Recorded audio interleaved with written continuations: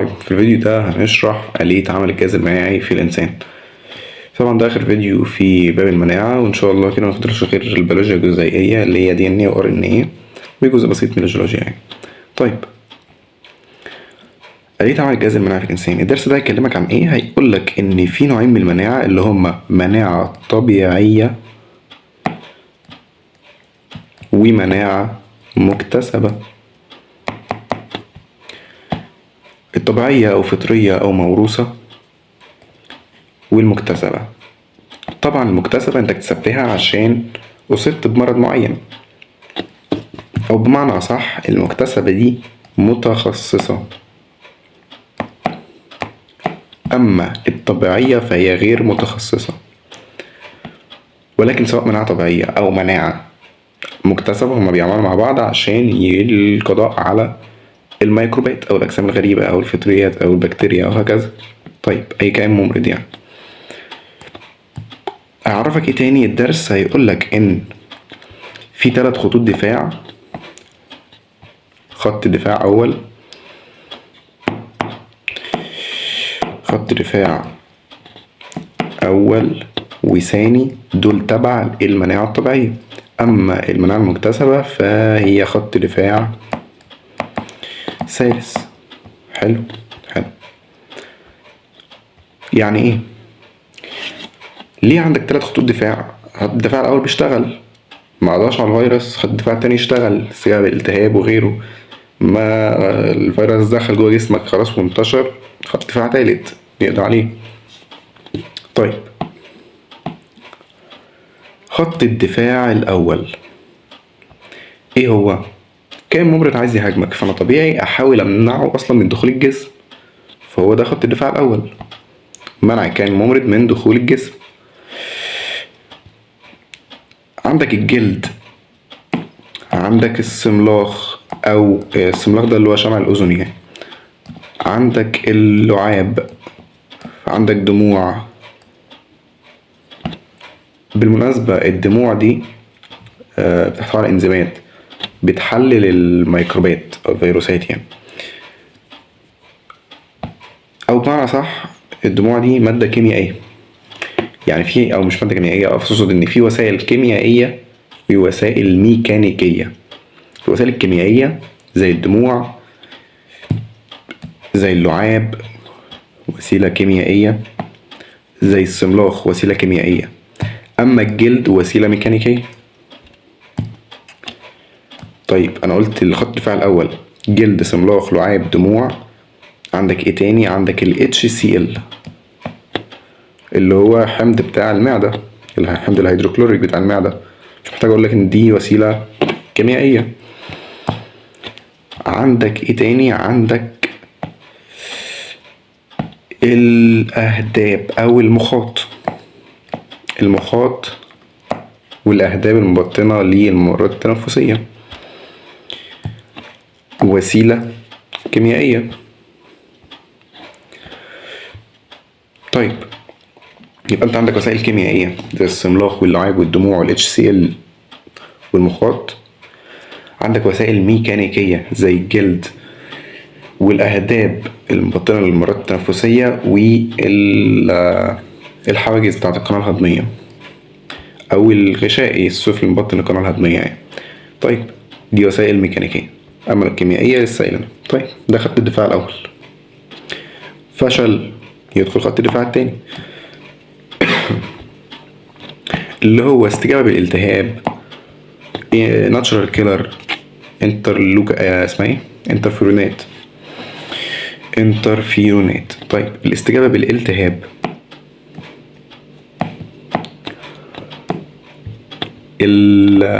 الناتشرال كيلر او القاتلة الطبيعية، الانترفيرونات.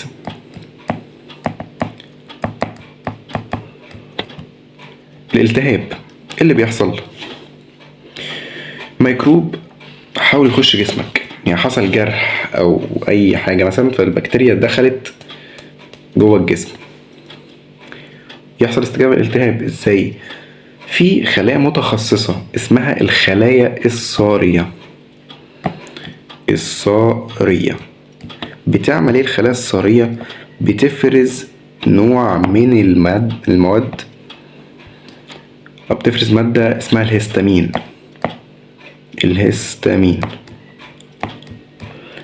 الهستامين ده بيوسع أو بيوسع الأوعية الدموية، أو بيعمل عملية تمدد الأوعية الدموية طبعا حوالين الجرح. فإيه اللي بيحصل إن الأنسجة بتتورم، بيحصل لها تورم الأنسجة أو استجابة بالالتهاب يعني. فده بيدي فرصة إن يعني مثلا لما بزود أو بعمل على تمدد الأوعية الدموية، فبدي فرصة أو نسبة كبيرة جدا لتواجد الخلايا المناعية زي البلعومية الكبيرة، زي وحيدة النواة، زي خلايا الدم البيضاء يعني اللي هي المتعادلة وغيرها، عشان تيجي في منطقة الجرح وتقضي على الميكروب، أو في منطقة تواجد الميكروب أو الكائن الممرض ده عشان تقضي عليه. هي دي ببساطة الاستجابة بالالتهاب. وعندك طبعا وسائل تانية من أنواع من خط الدفاع التاني زي ناتشورال كيلر، القاتلة الطبيعية، والانترفيرونات. طيب فشلوا، ندخل في خط الدفاع التالت اللي هو تبع المناعة المكتسبة. أنا لسه ما قلتش حاجة، طبيعية سهلة بسيطة، التقيل لسه جاي. المناعة المكتسبة، خط الدفاع التالت. ايه هو خط الدفاع التالت؟ قالك والله انت عندك مناعة خلطية ومناعة خلوية. اسمها خلوية جاي من كلمة خلايا، فاسمها خلوية او بالخلايا الوسيطة، اي المناعة بالخلايا الوسيطة، الخلايا الوسيطة. خلطية بي سيلز او المناعة بالأجسام المضادة. الأجسام المضادة ليه بقولك بي سيلز؟ عشان البي سيلز هي اللي أو الخلايا البائية هي اللي بتنتج أجسام مضادة. طيب أنا عندي إيه تاني؟ عايز أعرف كل واحدة فيهم ماشية إزاي. ماشي، محتاج أقولك حاجة. ليه المناعة ما بتهاجمش جسمك؟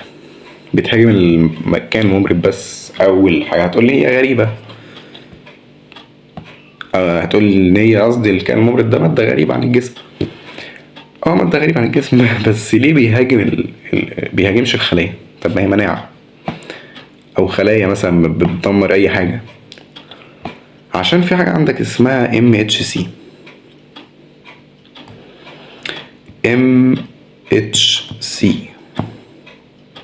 ايه MHC ده؟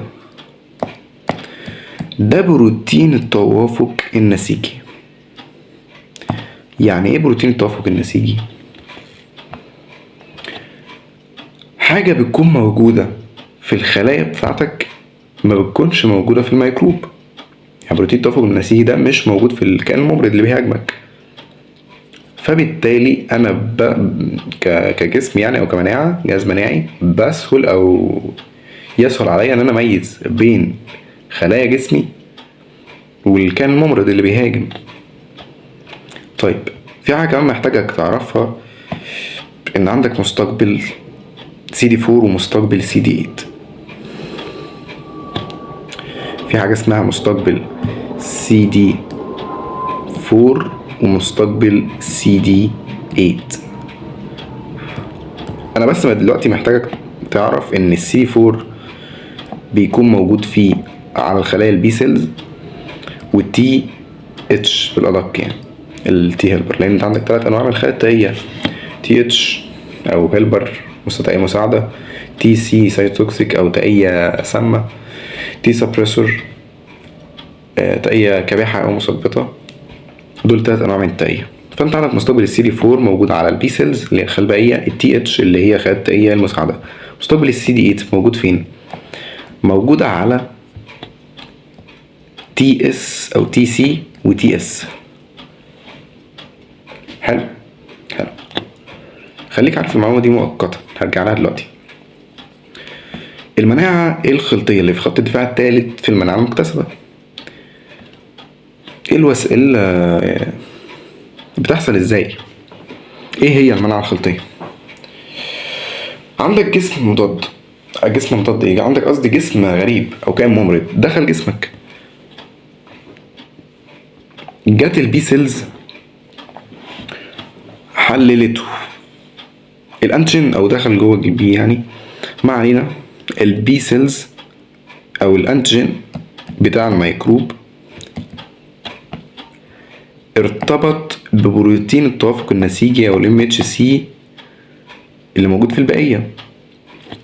حلو، المركب ده راح يتعرض على سطح البي سيلز، تم عرضه على سطح البي سيلز، يبقى الانتيجين بتاع الميكروب ارتبط بالام اتش سي او بروتين التوافق النسيجي، تعرض على سطح البي سيلز او الخلايا الباقيه.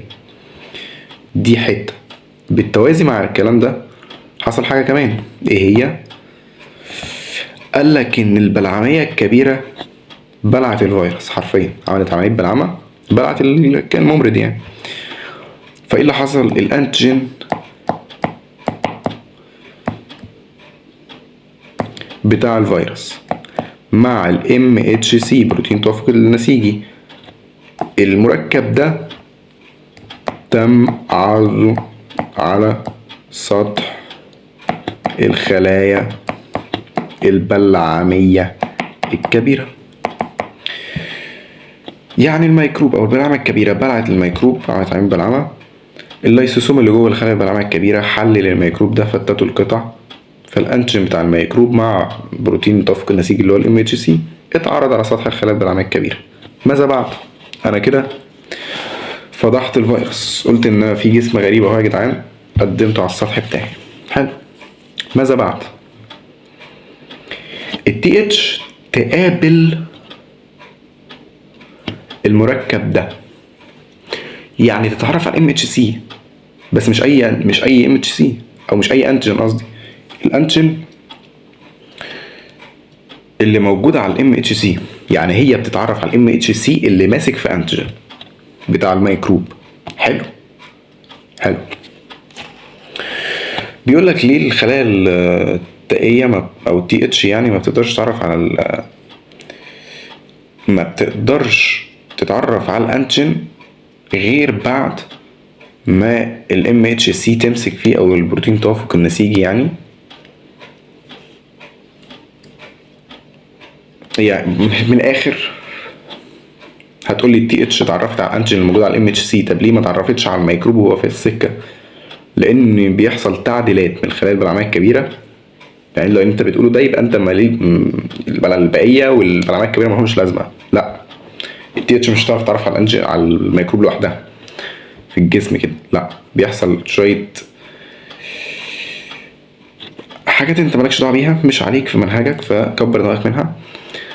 من الاخر ان الانتيجين مع بروتين التوافق النسيجي الام اتش سي اللي بيتعرض على سطح الخلايا البقيه او الخلايا البلعميه الكبيره، التي اتش بتقدر تعرف عليه.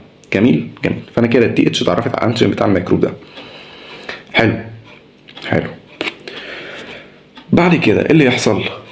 الخلايا التائيه المساعده تي اتش، انا لسه قايل لك ان عليها مستقبل سي دي 4. ايه اللي يحصل؟ ترتبط بالانتيجين اللي موجود هنا ده اللي هي اتعرفت عليه. طبعا هي الانتيجين مش لوحده، الانتيجين معاه بروتين التوافق النسيجي اللي هو المركب ده كله، اللي هو الانتيجين مع الام اتش سي معروض على السطح، فالتي اتش جت بالمستقبل اللي عليها اللي هو السي دي 4، ارتبط بالانتيجين مع بروتين التوافق النسيجي، اتحفزت، بقت تي نشطه، اتحولت لتائيه مساعده نشطه. تعال نكتب اللي احنا بنقوله كده، او باختصار تي اتش اتعرفت على الانتيجين مع الام اتش سي، الانتيجين اللي هو بتاع يعني المركب ده يعني اتعرفت عليه، اتحولت الى تي اتش نشطة، بقت نشطة، فتعمل ايه؟ تفرز مادة بروتينية او مواد بروتينية اسمها الانترلوكينات.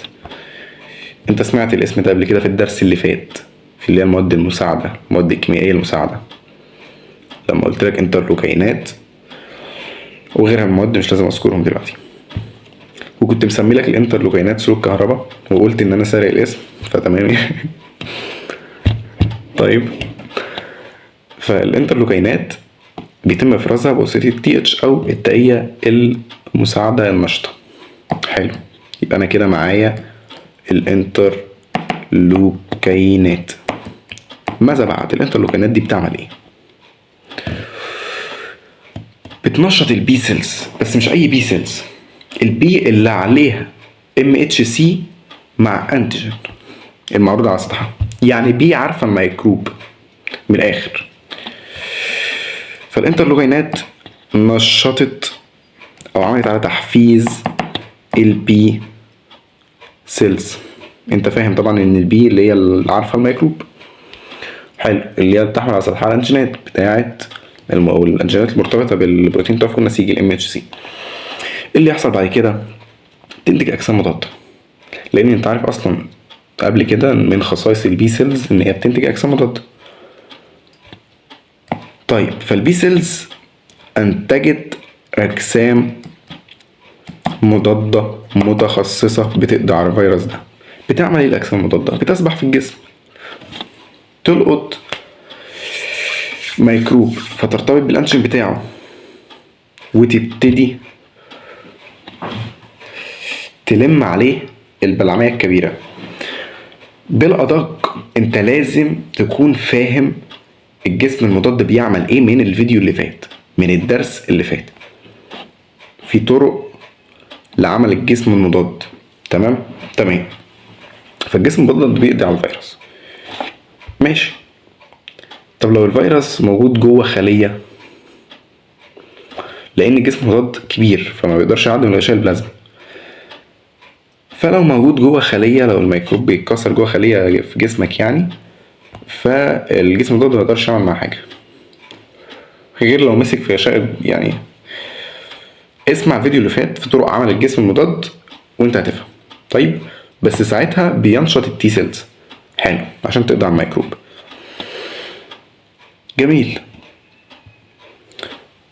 بتستمر العملية دي امتى؟ من عدة ايام لعدة اسابيع، من 5 ل10 ايام من الاخر. عملية القضاء على الفيروس كلها تستمر من 5 ل10 ايام لو اول مرة يقابلك الميكروب ده. طيب يبقى من عدة ايام لاسابيع.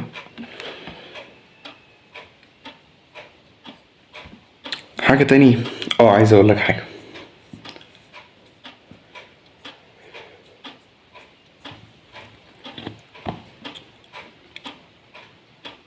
البي سيلز في منها نوعين، يعني انا كنت اتكلم في حته هنا كده. البي سيلز في منها نوعين، نوع بقيه بلازميه وبقيه ذاكره. بلازميه وذاكره. الذاكره دي بتقعد في الجسم من 20 ل 30 سنه، بحيث لو الميكروب دخل ده او لقط الانتيجين ده تاني بتتحفز وتنقسم وتتميز لخلايا بقية بلازمية. لأن البلازمية يعني مش البي سيلز، يعني لأن أنا قلت لك بي تنتج أجسام مضادة، يعني أنا أقصد البي بلازمية تنتج أجسام مضادة. حلو ماشي. إيه تاني؟ هفرق لك بين المصل واللقاح. هندخل في حتة بعيدة كده في الطب، او مش في الطب، في حياتنا يعني. في فرق بين اللقاح والمصل. انت اكيد سمعت الكلمة دي قبل كده او عارف الكلمة، بس مش قادر تفرق بينهم اوي. يعني ايه مرة اروح اخد لقاح ومرة اروح اخد مصل؟ ممكن تقول الكلمتين اصلا على اساس ان هما حاجة واحدة، بس تمام. اللقاح او المصل الاتنين ليهم فايدة في القضاء على الفيروس، بس كل واحد ليه طريقة. اللقاح انا بديلكش جسم مضاد يقضي على الفيروس، لا. اللقاح انا بديك الفيروس نفسه، بديك الكائن الممرض جوه جسمك. يعني هو ما جالكش الكائن الممرض من الطبيعه، انا هحط لك في حقنه واديهولك. جميل. الكائن الممرض او الفيروس. فاللقاح ده عبارة عن فيروس بس ضعيف. يبقى انا بديك الفيروس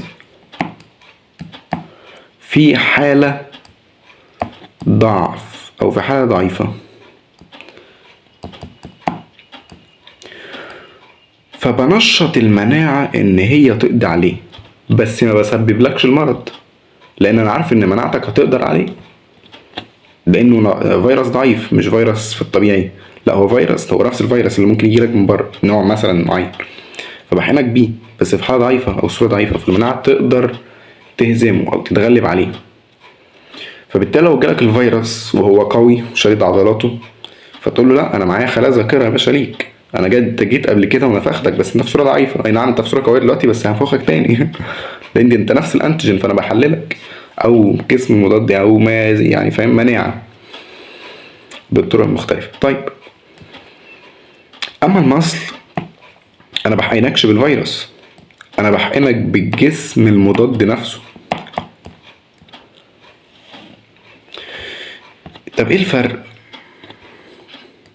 طب ليه هحقن الناس بفيروس؟ طب انا ممكن احقنهم بجسم مضاد او بمصل، يعني اديلهم مصل. هقولك على حاجه، لما احقن واحد بفيروس في حاله ضعيفه والمناعه تهزمه، فمناعته بتكون خلايا ذاكره فاكره شكل الفيروس، فلو جالها بعد كده تقدر تقضي عليه. انما لو اديتك جسم مضاد جاهز، مناعتك او الجسم المضاد ده هيقضي عليه، ولكن لفتره قصيره مش فتره طويله، لان جسمك ما بينتجش الجسم المضاد ده، هو جاي لك جاهز. طب هتقول لي طب ما نديهم فيروس في حاله ضعيفه هم يقضوا عليه. ساعات الفيروس بيكون منتشر، يعني في مثلا فجأة طلع فيروس معين انتشر، فانا مش هلحق ان انا اديك فيروس في حاله ضعيفه وجسمك يتعامل معاه. ممكن الفيروس الحقيقي او الفيروس القوي يجيلك قبل ما جسمك يتغلب على الضعيف، فالحقيقي او مش الحقيقي، الفيروس اللي هو الطبيعي ممكن يقضي عليك اصلا، لان الفيروس اللي مناعتك ما قدرتش تاخد حاجه من الفيروس الضعيف، لسه ضعيف غلبان يا عيني فاهم، جاله اخوك كبير زعلك. فانا مش هلحق ان اخلي مناعتك تكتسب او تتعرف على الفيروس ده، فبالتالي بديله اسم مضاد على طول. ماشي، لو في وباء او مش فاكر الاسم بالظبط، يعني لو في جائحه او حاجه يعني. ماشي، ده الفرق بين اللقاح والمصل. كده انا خلصت المناعه الخلطيه، ما ناقصش غير المناعه الخلويه او مناعه بالخلايا الوسيطه او ايه هي المناعه الخلويه، الخلايا الوسيطه. انا قلت الخلطيه بيكون بيها ايه؟ البي سيلز. الخلويه بتكون بيها التي سيلز. طب ايه اللي بيحصل؟ نفس الكلام اللي قلته هنا. شايف ده؟ البلعمية الكبيرة، بص البلعمية الكبيرة بلعت الفيروس، الليسوم اللي جواه حلله الانجين بتاع الفيروس مع الام اتش سي، اتعرض على سطحها. شكرا، هو ده الكلام اللي انا قلته. ماذا بعد؟ يعني ده دور الخلايا البلعمية الكبيرة. جميل. اللي يحصل بعد كده؟ يحصل تنشيط للخلايا المساعدة، وانا لسه قايل لك الكلام ده، بس الفرق ان انا هقول لك التي بالادق، يعني الخلطيه بتاعت البي سيلز بس، الخلويه بتاعت التي سيلز. فانا لما بتكلم دلوقتي هتحس انك سمعت نفس الكلام، انا عارف. طيب التي اتش لما تنشط،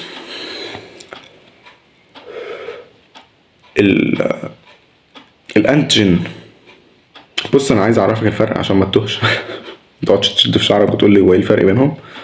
بص انا عندي، انا كاتبها اهي.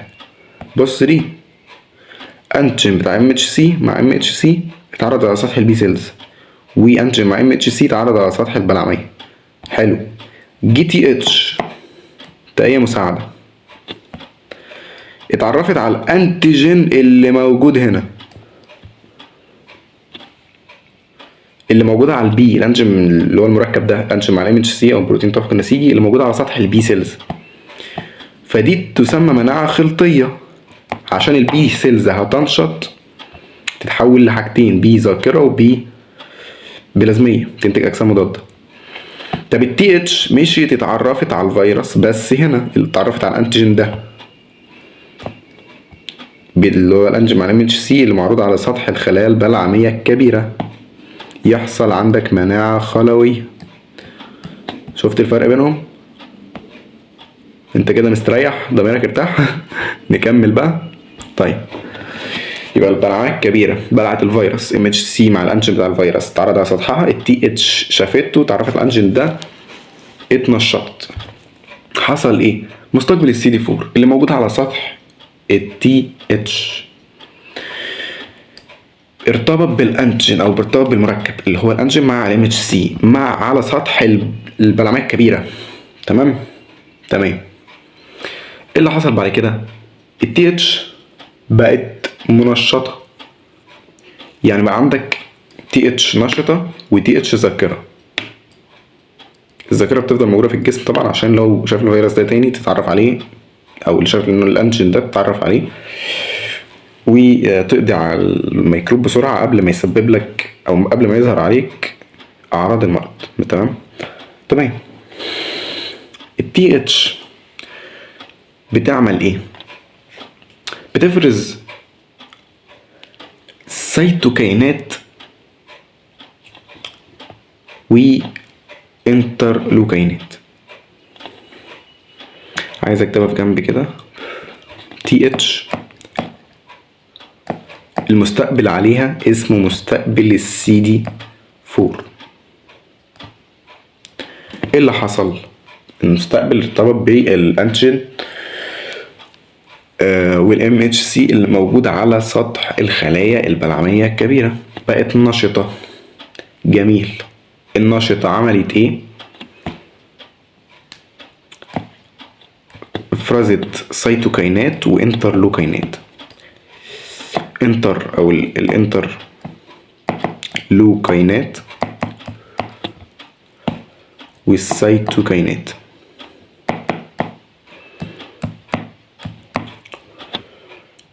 الانترلوكينات بتعمل ايه والسيتوكينات بتعمل ايه؟ الانترلوكينات زي ما انا قلت لك من شويه بتحفز التي اتش، بتخلي فيه تي اتش منشطه، و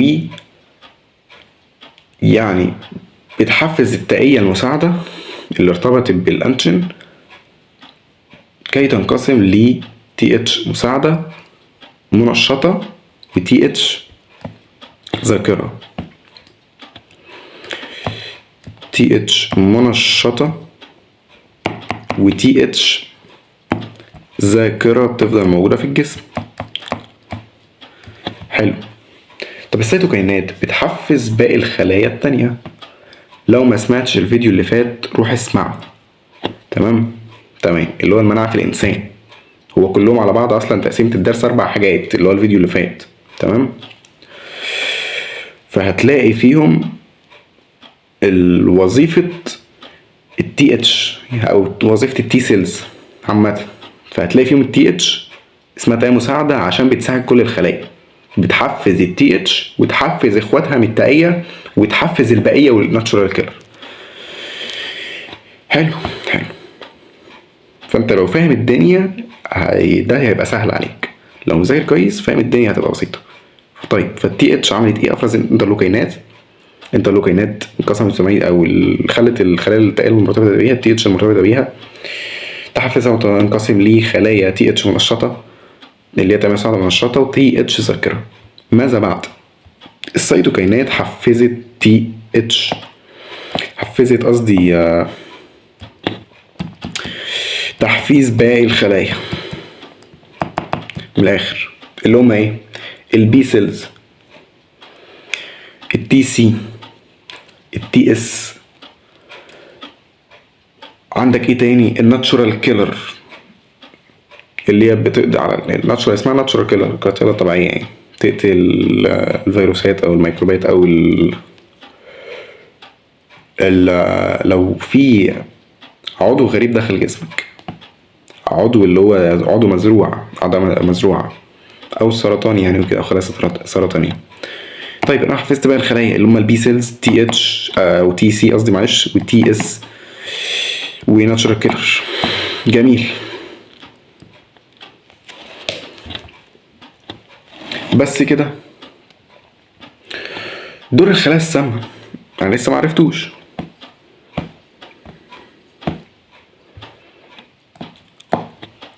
اسمها سامة بتفرز حاجتين، بيرفورين اللي هو ثاقب اسمه البروتين صانع الثقوب حرفيا. فانت عندك التي سي او التائية السامة اسمها سامة ليه؟ عشان بتسم الخلايا بجد. بتضحي بالخلايا، فبتنتج بيرفورين او بروتين صانع الثقوب. البيرفورين ده بروتين صانع الثقوب، وبتنتج سموم لمفاوية بتقتل النوعية. هقول لك دلوقتي حاجة، سموم لمفاوية. البرفورين ليه اسمه اسمه اصلا بروتين صانع الثقوب، بيعمل ثقوب، بيعمل تثقيب غشاء البلازمي للخلية او غشاء الخلايا المصابة. طب السموم الليمفاوية بتعمل ايه؟ بتنشط جينات معينة في نواة الخلية، بتقضي عليها، بتخليها تحلل نفسها بنفسها. يعني بتفتت نواة الخلية وتموت الخلية كلها، الخلايا المصابة مش أي خلية. بتضحي بالخلايا المصابة يعني من الآخر، عشان ما زي الفيروس اللي جواها ما ينتشرش، ما يقعدش ينقسم أو يتكاثر. طيب أنا كده نشطت المناعة لأقصى حد. حلو. لو استمريت فأنا هقضي على الجسم، مش هقولك بقى قضيت على يعني أنا قضيت على الفيروس خلاص.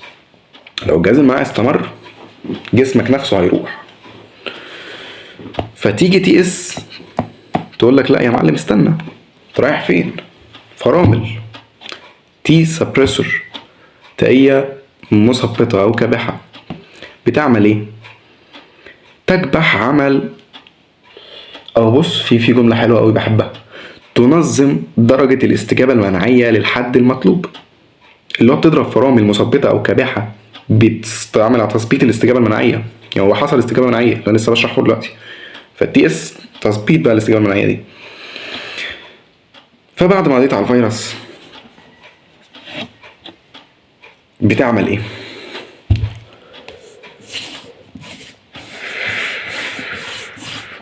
انا مش فاكر قلت لك ولا لا، بس اعتقد قلتها. قلت لك ان مستقبل السي دي 4 موجود على البي سيلز والتي اتش، مستقبل السي دي 8 موجود على التي سي والتي اس. تي سي والتي اس انا نسيت اقول لك المستقبل في بس انا قايلها يعني. المعلومه ايه؟ ماشي المعلومه ايه؟ طيب عشان ما تقوليش نسيت حاجه. فالتي سي هنا عليه مستقبل سي دي 8، سي دي 8. فهو بيتعرف على الانسجه المزروعه او الكلام ده كله يعني، او الخلايا المصابه او الفيروس او الانتيجين. فبينتج بيرفورين وسموم لمفاويه. بيرفورين اسمه صانع الثقوب، بروتين صانع الثقوب، وسموم لمفاويه بتحلل نواه الخلايا او بتحفز نوع، بتنشط جينات معينه جوه النواه، فبتخليها تفتت الخلايا كلها وتقضي عليها او تموتها. طيب التي اس عليها مستقبل سي دي 8. بيعمل ايه مستقبل السي دي 8؟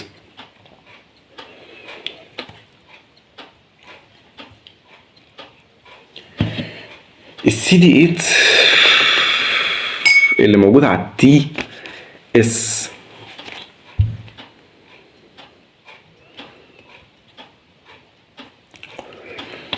لما يتعرف على البقية البلازمية والتائية المساعدة والتائية السامة، بيحفزها على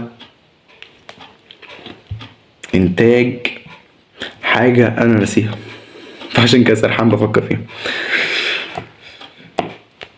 بيوقف المناعة، بيوقف الاستجابة المناعية. الليمفوكاينات الليمفو كاينات. يا سلام يا سلام، انا صدعت اقسم بالله.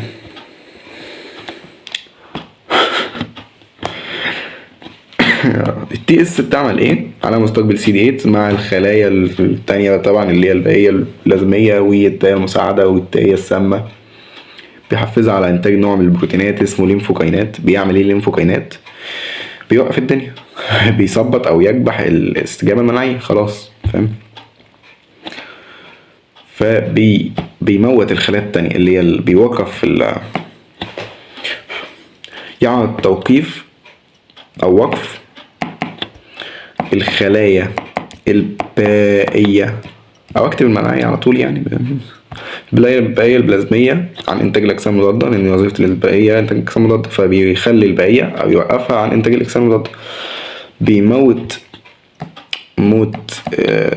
الكثير من الخلايا التائية المساعدة والسامة والمنشطة يعني. موت الكثير من الخلايا التائية السامة، التائية المساعدة والسامة، التائية السامة والمساعدة النشطة. انا بقول اي كلام وانا مصدع. تلاقيني بتوه كده. فالليمفوكاينات اللي تم انتاجها بواسطة التي اس او التي سبريسور الكابحة بتوقف عمل الخلايا البائية عن انتاج اجسام مضادة. بتموت الخلايا التائية البائية حلوة، التائية البائية دي جميلة. بتموت الكثير من الخلايا التائية المساعدة والسامة المساعدة والسامة النشطة يعني. ماذا بعد؟ طبعا هي بتموتش كل الخلايا، بس بتموت كتير منها عشان ما تقضيش على الجسم. انما في بعض الخلايا موجودة عشان لو حصل اي حاجة يعني تكون ايه، تعرف تقضي على الفيروس يعني. طيب انا عايز اقول لك ايه، عايز اقول لك ان في كيرف او كيرف المنحنى للمناعة المكتسبة، اللي هو الإصابة بالمرض أول مرة وتاني أو تاني مرة أو بعد كده يعني. الفرق إن المنحنى بيكون طبعا دي الأجسام المضادة خلينا نقول مثلا الزمن، خط زمني حلو. ده تركيز الأجسام المضادة في سوائل الجسم أو في الدم يعني. ماشي، عندك المنحنى عامل كده،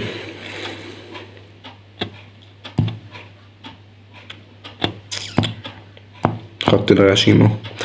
عندك المنحنى عامل كده، دي استجابة أولية أو الاستجابة يعني. طبعا هي بتزيد بدرجة. بص احنا نطول الخط الزمني عشان نرسم براحتنا، صح ولا ايه؟ ونعمل كده.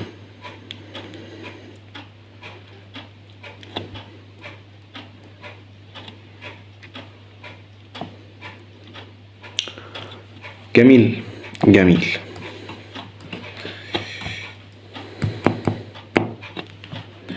ده ايه؟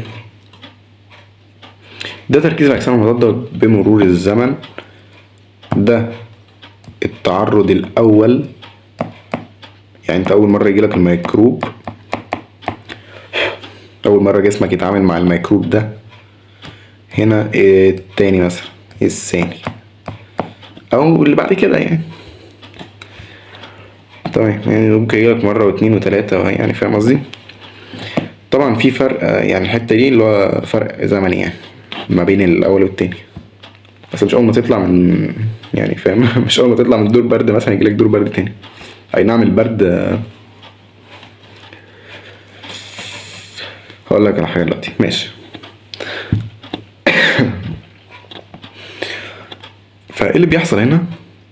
حاجتين: مرحلة أولى أو استجابة مناعية أولية، ومرحلة تانية أو استجابة مناعية ثانوية. أولية ثانوية. استجابة مناعية أولية وثانوية. أولية: استجابة الجهاز المناعي عند التعرض للميكروب ده لأول مرة أو لكائن ممرض جديد. فإيه اللي بيحصل؟ بص، واحنا بنتكلم هقارن لك بينهم. ماشي بدل ما نشرح دي لوحدها ودي لوحدها نقارن لك بينهم عشان تعرف تفرق. الأولية: كائن ممرض جديد، تعرض جديد. هنا لا أنا عارفه، فاستجابة لنفس الكائن اللي تعرضت له قبل كده، نفس الفيروس اللي تم التعرض ليه قبل كده. الأولية، الاستجابة الأولية المسؤول عن القضاء على الفيروس الخلايا الليمفاوية اللي هي بائية وتائية. قلنا البائية اللي هي بتاعت مناعة خلطية، والتائية اللي هي المناعة الخلوية، فالبي سيلز والتي سيلز. ماشي.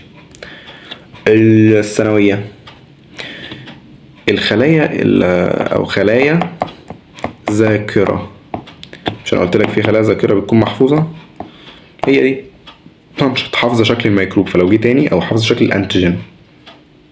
الميكروب الواحد عليه اكثر من الانتيجين او اكثر من نوع من الانتيجينات، مش شرط يعني في نوع او اكثر من الانتيجينات، الميكروب الواحد عليه نوع او اكثر من الانتيجينات. طيب، فالخلايا الذاكرة حافظة شكل الانتيجين، فلو لقيت الانتيجين ده على سطح الميكروب ده تاني هتنفخه. طيب، الاستجابة المناعية الأولية بطيئة ولا سريعة؟ لا، بطيئة جدا. بشيل كلمة جدا دي عشان مش عايزين مبالغة يعني. من 5 ل10 أيام. حلو، من 5 ل10 أيام، فهي بطيئة. بالنسبة للاستجابة المناعية الثانوية سريعة جدا. طيب، لدرجة ان دي بطيئة، فهو جالك الفيروس فبيظهر الأعراض، تظهر عليك الأعراض المرضية للفيروس، لأن الاستجابة بتكون بطيئة فبيكون الفيروس انتشر جوه جسمك. أما هنا في الاستجابة المناعية الثانوية بيكون الأعراض أو لم تظهر أي أعراض. ليه؟ لأن أنا قضيت على الفيروس قبل ما ينتشر، قبل ما يظهر عليك أي أعراض. قضيت على الفيروس قبل ما يظهر عليك أي أعضاء. حلو، أي أعراض. حلو. طبعا دي الاستجابة المناعية الأولية، أنت أول مرة تشوف الفيروس فبتكون خلايا ذاكرة. تكوين خلايا ذاكرة تحفظ شكل الميكروب ده عشان لو جالك تاني. هنا بتنشط الخلايا الذاكرية اللي موجودة، اللي هي الاستجابة المناعية الثانوية، يعني تنشيط الخلايا الذاكرة. حلو.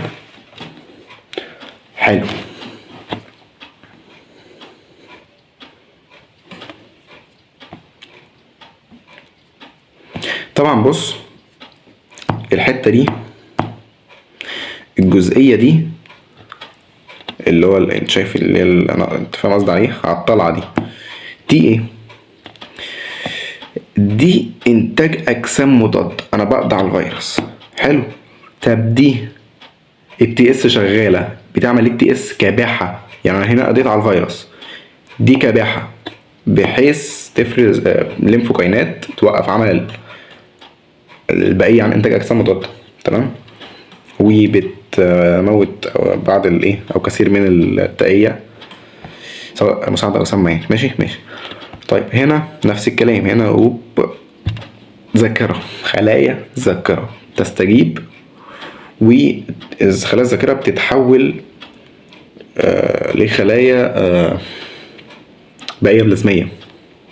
في نوعين من الخلايا الذاكرة، بائية وتائية.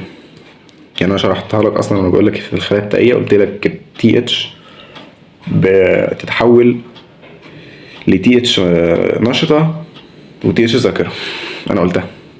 والبي سيلز تتحول لبي نشطة، بي بائية بلازمية قصدي، وبي ذاكرة. فانت البائية الذاكرة عندك منها نوعين، بائية او ذاكرة بائية وذاكرة تائية. ما علينا. اللي اقصده ان عندك خلايا ذاكرة للفيروس معين، لو دخل جسمك بيظهر عليك الاعراض، كونت خلايا ذاكرة، فلو دخل جسمك تاني مش هيظهر عليك الاعراض، انا بقضي على الفيروس. ليه كل ما تخرج من دور برد يجيلك دور برد تاني؟ عشان ده فيروس متحور. الحمض النووي RNA فسريع التحور او مش سريع، يعني بيكون اكثر عرضة او بيكون متحور. مش عايز ادخلك في تفاصيل بيولوجيا جزيئية تفهم كل حاجة، ولكن بيدخلك بشكل جديد، يعني انت حافظه. تمام. انا مثلا جيت هاجمت جسمك، فجسمك كون ايه خلايا ذاكرة حافظة معلوماتي كلها، فاهم؟ فكان جسمك كلني علقة محترمة وكون خلايا ذاكرة حفظت شكلي. حلو. قمت ما كم حبة كده، رحت جاي اعمل كده داخل جسمك كده، السلام عليكم، انا اول مرة انا عمري ما شفت الجسم ده قبل كده. فسبحان الله يعني خلايا الذاكرة ما تعرفكش، تقول لك مين ده، عدوه يا ابني.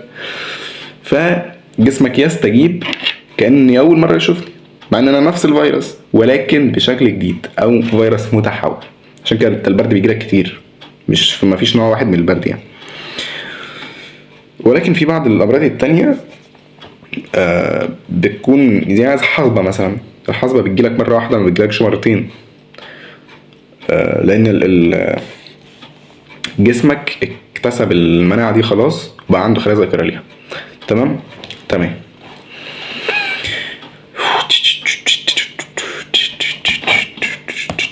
يعني اخر حاجة في المنهج عشان نخلص، اخر حاجة في المنهج ايه؟ اخر حاجة في المناعة ان الخلايا الذاكرة في منها بائية،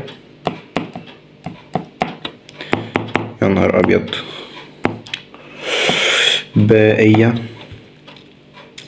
وفي ذاكرة تائية. حلو. طبعا بتتكون اثناء الاستجابة المناعية الاولية، وتنشط اثناء الاستجابة المناعية الثانوية. عمرها بتروح من 20 ل30 سنة، بتفضل في جسمك من 20 ل30 سنة بتنشط، يعني الاستجابة المناعية الثانوية تنشط. ماشي. بتعمل ايه؟ بتتحول او تنشط وتنقسم وتتميز فتتحول لخلايا بائية بلازمية وتنتج اجسام مضادة. جميل لانها حافظت شكل الفيروس. انا كده خلصت الدرس، بس عايز اقولك على حاجة سريعة. في طبعا شوية مقارنات وكلام من ده، فانت لازم تذاكر كويس تراجع الكلام ده. انا مش هقارن لك بين حاجات كتير، ولكن انا عامل معاك حركة حلوة. انا هرجع لك المنهج كله، هرجع لك قصدي الدرس ده كله في خريطة ذهنية صغيرة كده. حلو. انا عندي المناعة، كائن ممرض دخل جسمك،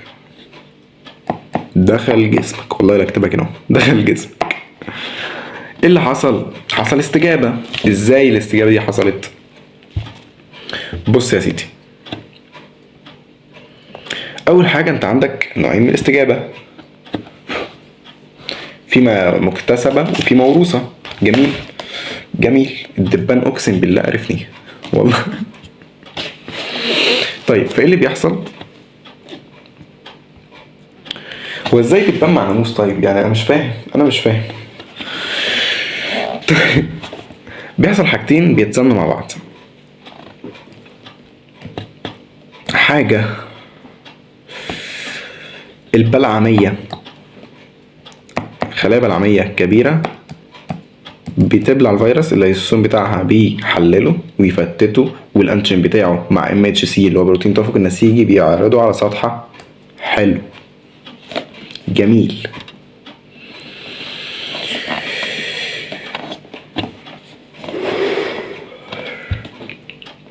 وفي نفس الوقت البقية، انا بنام والله.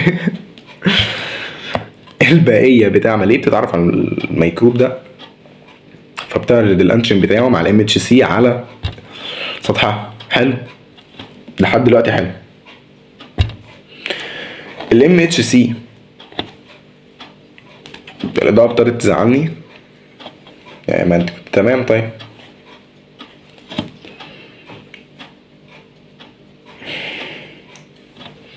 الان بتزغلل بعد فتره من طيب ناخد بريك كده سيكا، نروح اعمل كوبايه شاي واجي.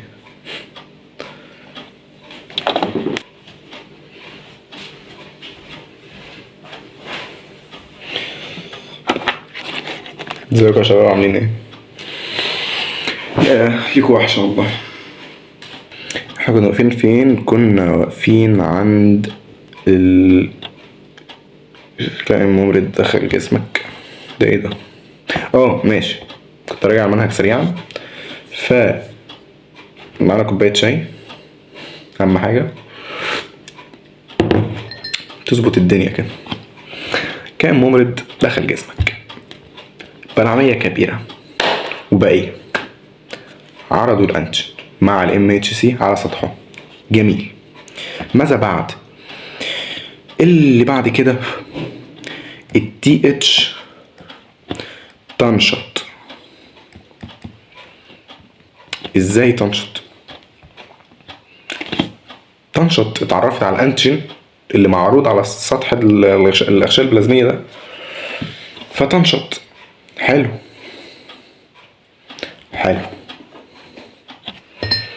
طبعا التي اتش عليها مستقبل، نسيت اقول لك ان عليها مستقبل سي دي 4.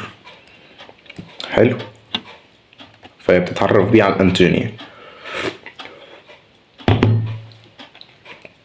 بعد كده بيحصل حالتين: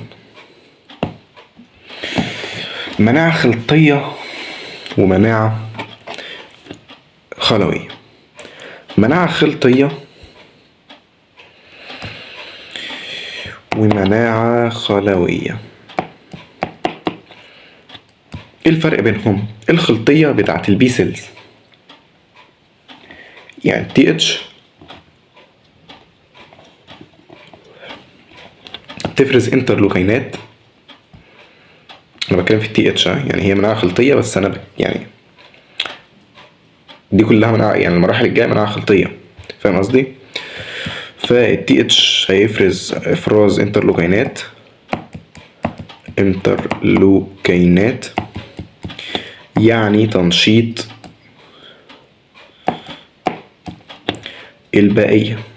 نشطت البي سيلز انها تتكون، يبقى تنشيط البي سيلز هتنشط فتكون بي سيلز، بي بلازمية، بقية بلازمية، وبي ذاكرة. الذاكرة بتفضل عايشة معاك من 20 ل30 سنة، وبقية بلازمية. جميل. البقية البلازمية بتنتج أجسام مضادة. حلو. تنتج أجسام مضادة. تعمل ايه الأجسام المضادة؟ تقتل الفيروس، يعني بترتبط بالانتيجين بتاع الفيروس او على الموجود على سطح الميكروب، فبتعمل على استثارة الخلايا البلعمية الكبيرة، تجيب بلعمية كبيرة تعيد نفس اللفة، يعني تبلع الفيروس، تاخد الانتيجين بتاعه مع الام اتش سي تعرضه على سطحها وهكذا. فمن الآخر الأجسام المضادة بالقضاء على الفيروس. القضاء على الفيروس. أنا خلقي ضيق. ماشي. المناعة الخلوية اللي هي ايه؟ انا رجعت الحتة دي تاني. حلو. انا رجعت كل الخطوات دي. تي اتش اللي بتنشط فبيحصل مناعة خلوية. اللي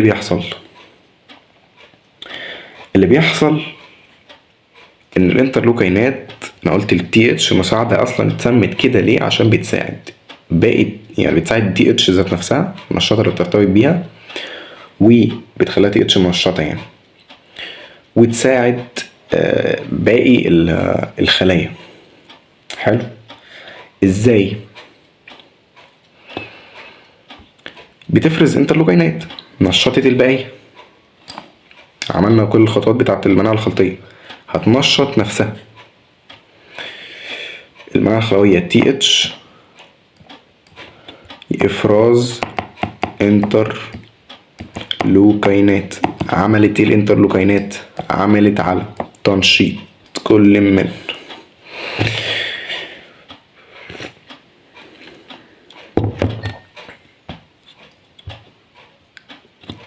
خلت في خلايا تي اتش منشطة،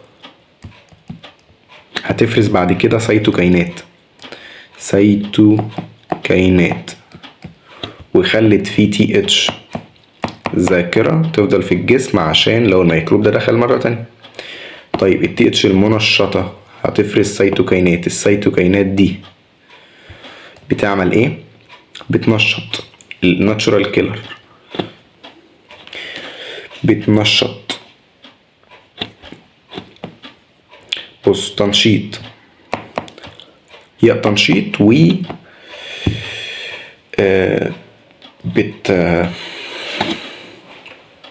بتجذب الخلايا البلعمية الكبيرة لمكان الإصابة. يعني جذب البلعمية الكبيرة لمكان الإصابة. حلو. وتنشيط، تنشيط ايه؟ تنشيط البائية، عشان البائية دي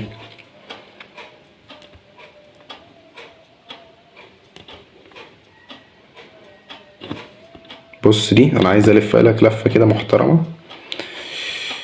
شايف دي تنشيط البائية. حلو اهي، ودي تنشيط البائية. فتعالى كده نسرح بسهم معين، تعالى بالبي كده معانا. تنشيط البائية، تنشيط البائية، كمل اهي. لما تنشط البائية تتحول لي في بائية ذاكرة، وعندك بائية بلازمية. بائية بلازمية تنتج أجسام مضادة تقضي على الفيروس، وهكذا. تمام. أنا عارف إن أنا لما بصغر الكلام مش واضح، بس أنت فاهم قصدي، يعني أتمنى تكون فاهم قصدي. طيب تنشيط، احنا قلنا تنشيط البائية، تنشيط الناتشورال كيلر أو القاتلة الطبيعية عشان تقضي على الخلايا السرطانية وغيرها، يعني أعضاء مزروعة أو خلايا أو كائنات ممرضة، بكتيريا، فيروسات، فطريات، أي بتنجان. طيب وبتنشط إيه تاني؟ التائية السامة أو التي سي، سايتوتوكسيك. لأن التائية السامة عليها مستقبل سي دي 8. حلو. فبيتعرف على الكائنات الممرضة، فبينتج حاجتين، أو الأعضاء المزروعة أو غيرها يعني، أو الخلايا المصابة. فبينتج بيرفورين اللي هو البروتين صانع الثقوب، وسموم لمفاوية بتحفز أو تنشط نوع معين من الأنتيجينات، أو بتنشط قصدي جينات معينة في النواة، بتعمل على تحليل أو تفكيك أو تفتت الخلية المصابة، بيضحي بيها على الآخر.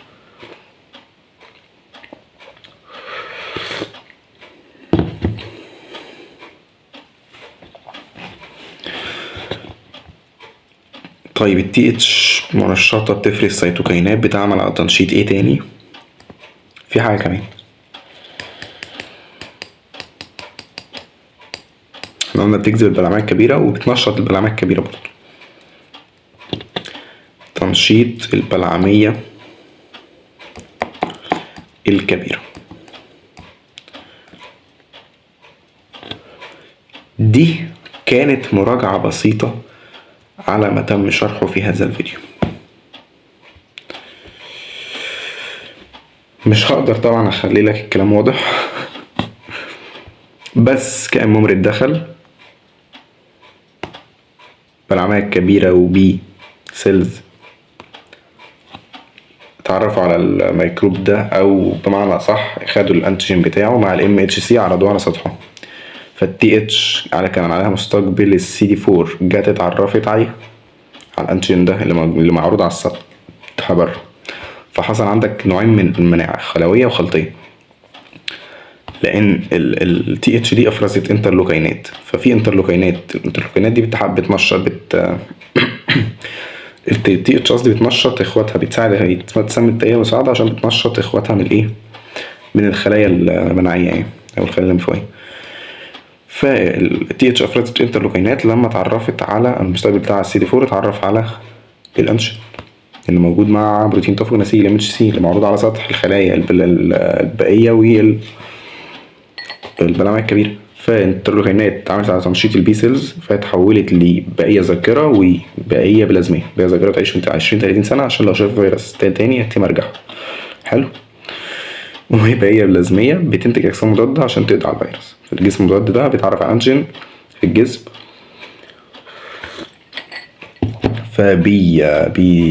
بيحصل استثارة أو بيستثير الخلايا البلعمية الكبيرة إن هي تيجي للفيروس ده وتبلعه. حلو. وخلي بالك الجسم المضاد ما بيقدرش يعدي من الغشاء البلازمي، يعني لو في خلايا مصابة والفيروس بتكتر جواها هو ما يقدرش يخش يقضي عليه، فبالتالي التي سيلز بتاعتها ساعتها بتنشط. جميل. ايه تاني؟ عندك انترلوكينات حفزت، بس دي في المناعة الخلوية بقى. انترلوكينات حفزت التي اتش. بقى في عندك تي اتش ذاكرة وتي اتش تي اتش منشطة. فالتي اتش المنشطة افرزت سيتوكينات. عملت ايه السيتوكينات؟ عملت على جذب الخلايا البلعمية الكبيرة لمكان الإصابة بكمية كبيرة، وعملت على تنشيط البلعمية الكبيرة وتنشيط الناتشورال كيلر أو القاتلة الطبيعية وتنشيط التي سي اللي هي التائية السيتوتوكسيك، التائية السامة اللي عليها مستقبل السي دي 8 اللي بيعمل ايه يا ترى؟ بيعمل ايه؟ بيفرز طبعا، بيتعرف على الانجينات بتاعت الميكروبات او بيتعرف على الانسجه المصابه يعني. فبينتج بيرفوين اللي هو نوع من البروتينات اسمه بروتين صانع الثقوب، فبيثقب الغشاء البلازمي بتاع الخلايا المصابه. وعندك سموم ليمفاويه بتنشط جينات معينه داخل النواه فبتقضي على او بتعمل تفتيت الخليه يعني المصابه او بتقضي عليها بتموتها من الاخر، فبيضحي بالخلايا المصابه. وبينشط بي سيلز. بتعمل ايه البقيه؟ لما بتنشط اهي بيرجع تاني السهم ده يوديك على ايه؟ ان في عندك بقيه ذاكره وعندك بقيه بلازميه. البلازميه تنتج اجسام مضاد تقضي على الفيروس وهكذا. حلو. وبقيه ذاكره نسيت اقول لك على حاجه، في كمان هنا سهم البقيه الذاكره اللي بتعيش من 20-30 سنه لو شافت الفيروس ده تاني بتتحول لبقيه بلازميه. حلو. فلو شافت الفيروس هي بقى ذاكرة حافظة شكل الفيروس، حافظة الانجين، شكل الانجين بتاع الفيروس ده، فبتنقسم وتتميز الى بقية بلازمية فتنتج اجسام مضادة وتقضي على الفيروس. فبتقضي على الفيروس اصلا قبل ما يظهر عليك الاعراض، فبتسمى استجابة مناعية ثانوية وبتكون سريعة. مش سريعة، لا بتكون سريعة. وطبعا كده خلصنا الدرس الأخير في المناعة اللي هو آلية عمل الجهاز المناعي في الإنسان. ويستنوا الحلقات الجاية من البيولوجيا الجزيئية DNA و RNA والجزء بتاع الجيولوجيا.